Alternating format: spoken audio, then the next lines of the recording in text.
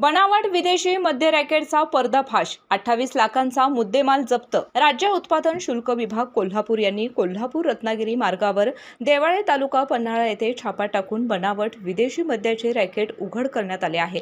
या कारवाईत किया कंपनीची सेल्टॉस कारसह 180 मिलीच्या 108 बॉक्समध्ये एकूण 5184 बाटल्या जप्त करण्यात आल्या।